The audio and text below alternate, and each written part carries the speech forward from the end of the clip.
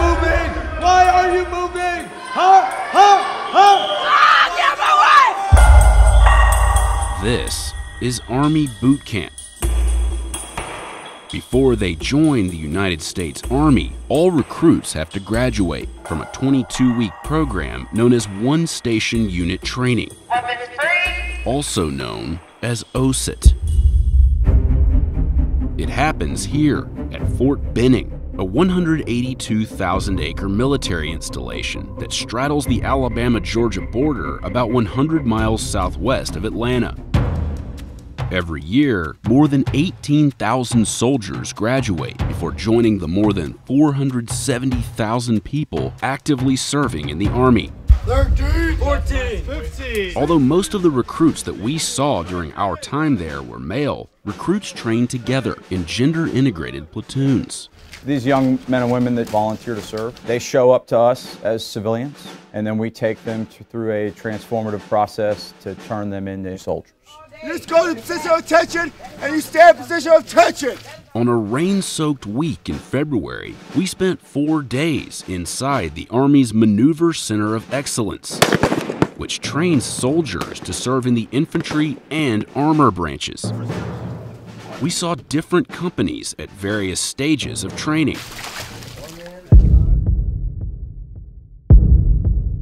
On day 1, new infantry recruits on a bus from the Atlanta airport arrive at the 30th AG Battalion headquarters, where all new recruits are received. Listen up! You only got one to hear from you at this point is yes, drill sergeant, no drill sergeant. You understand? Yes, drill sergeant! When I tell you, you will pass your folders to the front! The minimum age to enlist in the Army is 17, and the maximum age is 35. The base salary for an entry-level private is about $20,000 a year. Let's go! 30 seconds!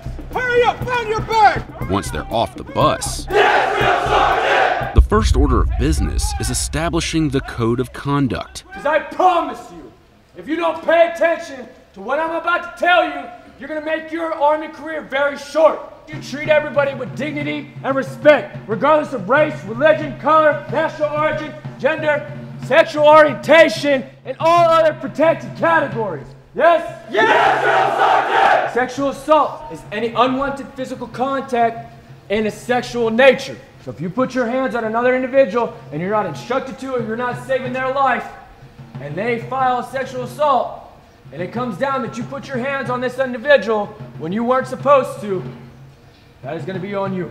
You will get kicked out of the military, and then you'll probably have to file as a registered sex offender. Do you understand? Yes, Drill Sergeant! Before they go inside, the new recruits learn some basic commands and standing positions. Hut training time! Everyone look down at their toes. You should be able to fit a slice of pizza in between your toes. If you look around, they're going to see you, because you're taller than everyone else! Quickly! Who wants to sit there? Move your feet! Grab one and go, it's all the same! The recruits grab the snack that's waiting for them inside, consisting of a fruit cup, sunflower seeds, a granola bar, and a juice box. Watch the video, remain silent! Since 1775, the Army has been the bearer of our nation's strength in every crisis or conflict. Make no mistake about it, the journey you are embarking upon will not be easy. But you wouldn't be here if we didn't think you couldn't meet the challenge. Listen up for your last 4-year social. After being welcomed, recruits begin what's known as processing, which can take 1 to 2 weeks before their actual training begins. In a little bit, we'll give you a period to go in a room by yourself. First, they're given one last chance to discreetly dispose of prohibited contraband, like drugs, alcohol, tobacco, and inappropriate photographs. If any photo you possess on your phone is less than a bathing suit, you will not have it. You will delete them all. Recruits get rid of contraband in an amnesty room, where they dispose of it by throwing it down a metal chute. Is anybody confused on what you can and cannot have? The next morning, the recruits report to the barber shop, where one barber has worked at Fort Benning for almost 60 years. I've been here ever since 1963. That's a long time. I should have been retired a long time ago, but I wake up in the morning now, I be wanting to come out here and go to work. Recruits are issued uniforms. They receive a series of immunizations and vaccines, and get their official photo taken, along with myriad housekeeping details that fill up their 1 to 2 week stay in processing. Hey, sit up straight. That is, until processing ends, and the time for training finally arrives. Let's go. Grab your bags and go. We found a company of recruits about to begin training in the armor school. Who's the bridle? These recruits are about to be picked up and taken to their barracks, where they'll reside for the rest of their training. Let's go. You guys are going to the front bus. Go. This is the last chance for recruits to change their minds before training begins, like one recruit who decided to stay behind. This short bus ride from processing to their new barracks will be the most peaceful moments these recruits will experience for a while. What happens next is known as the shark attack. Run! Run! At no time will you walk! You will run! Everyone you freaking go! Go! Run! Run! They say what? Get your bags up right now! Get your bags up! This way! You're a tough guy, aren't you? Do something! Do something! That's what I thought! Why are you still not understanding? He just said it! Well, it's really just a little shock to the system so we can break them down to build them back up.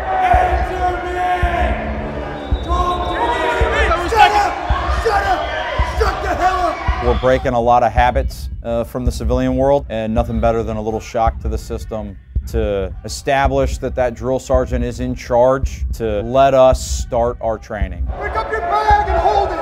The recruits spend much of the shark attack holding their heavy rucksacks above their heads, Over your head! which takes a physical toll. Why is that so difficult? You can't pick that bag up. You decided to join the army and you can't pick that bag up. Right side bag, right side bag, right side bag. After about 20 minutes, the intensity begins to subside, and the drill sergeant's tone changes We only produce the best soldiers in the United States Army. before training officially begins.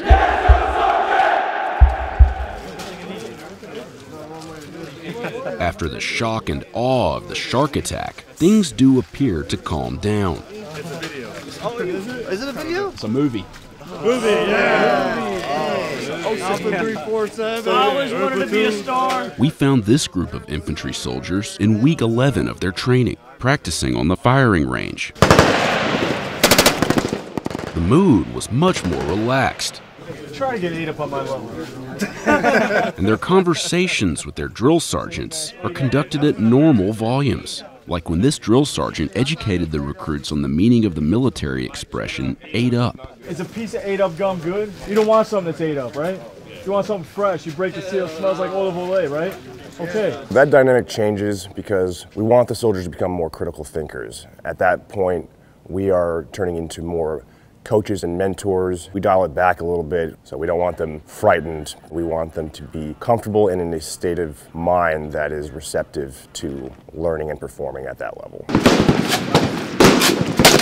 Up to 241 hours of infantry OSIT are devoted to marksmanship, where recruits fire about 2,500 rounds using the M4 carbine, as well as the M249 squad automatic weapon, or SAW. We create lethality, we create expert marksmen at their individual weapons, because as an infantry soldier, that's what we're asking them to do. Recruits get one of the most painful parts of training out of the way early. Once we check your seal, you will not touch your ProMat. This group of infantry recruits was exposed to CS gas, or tear gas, in week 1 of their training. You're going to continue to file in until we tell you to stop. You're going to place your back against the wall. The recruits spend about 5 minutes inside the gas hut. Upon exiting the gas hut, the recruits are told to flap their arms like birds, to remove excess gas from their uniforms. According to a drill sergeant, the effects of the gas begin to wear off after about 4 minutes.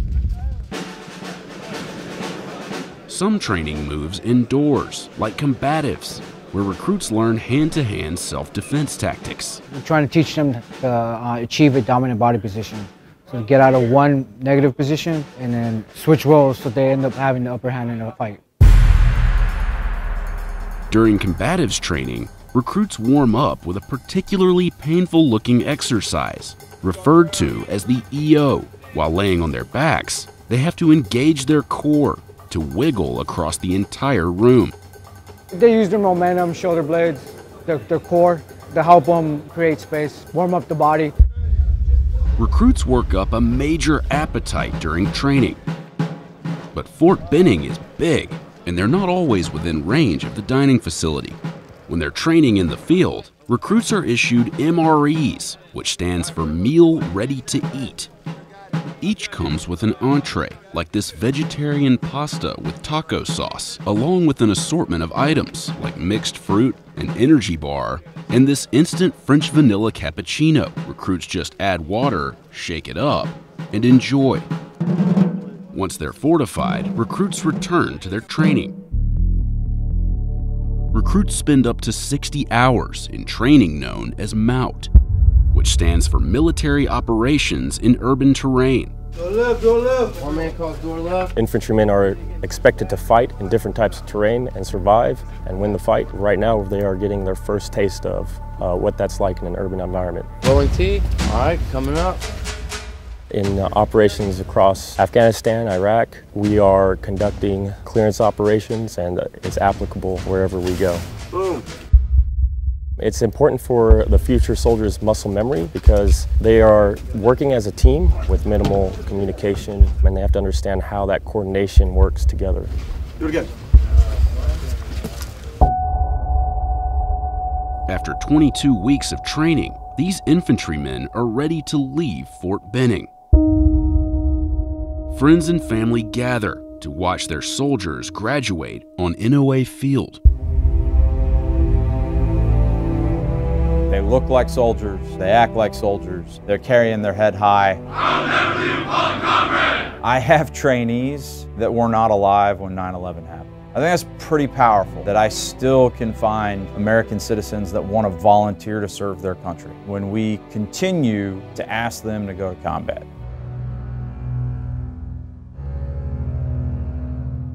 These new infantrymen don't have long to greet their loved ones. Get on the bus! Or say goodbye to their friends before leaving Fort Benning to begin their service in the United States Army.